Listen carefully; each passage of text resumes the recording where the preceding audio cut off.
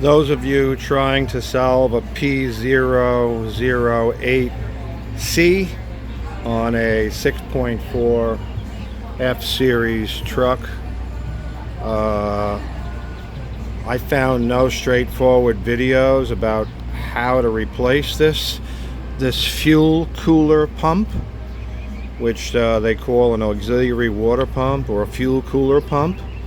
But just to show you, I'm getting at it from the left front wheel well. The vehicle is not jacked up. The steering is turned hard left. And this is the part. It's held in with 2 bolts here and here. I haven't actually accessed the 2 bolts, but I assume based on the diameter of those holes that they're probably 10mm heads. I can't see the heads of the bolts, but I can see where the 2 heater hoses attach and the electrical connector right here. And to show you where it is, I'm going into here, into the left front wheel well, okay? And all I did was take 2 screws out of the fender liner, here and here, fold that up, hold that out of the way to allow me room to get in here. And there is the fuel cooler pump. I took a tie wrap and I tied this hose and this hose together to make it go towards forward so I can access this clamp and this clamp. And the 2 bolts are on the other side of that. They apparently go into the fan shroud. So I'm not gonna make the whole video of me taking it out. Half the battle is knowing how to get to it.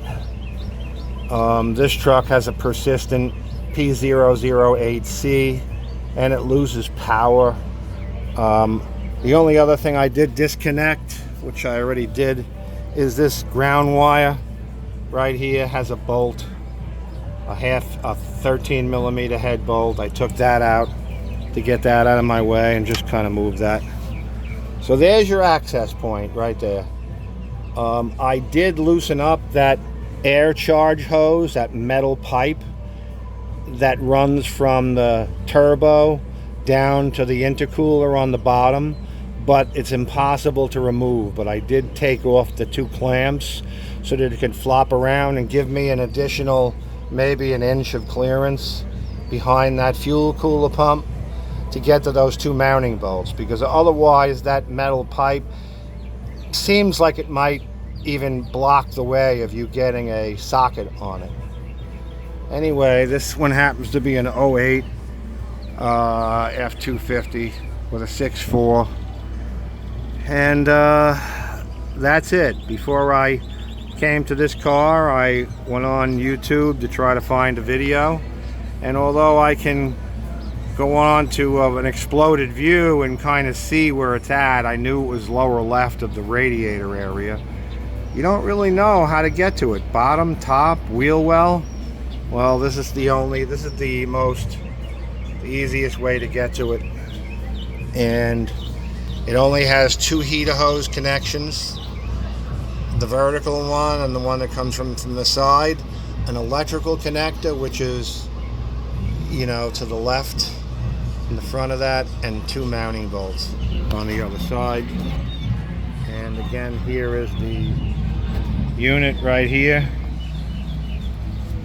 Here's the part number. I didn't want to fool around with an aftermarket cheapie, so I got the genuine Motorcraft. There's the number. I got this one off Amazon. Anyway, it's like a big rubber block. That's it. I'm out. And if you're interested, might as well show this off too. This is a Milwaukee M12 battery, which a lot of you already have to power your electric ratchets and impact on. It's an M12. And this housing right here, my company makes. And it has 4 magnets on the bottom. So although I'm doing this job on my back, I could actually take this housing and attach it to metal, and you get to use your M12 battery on a really, really cool light.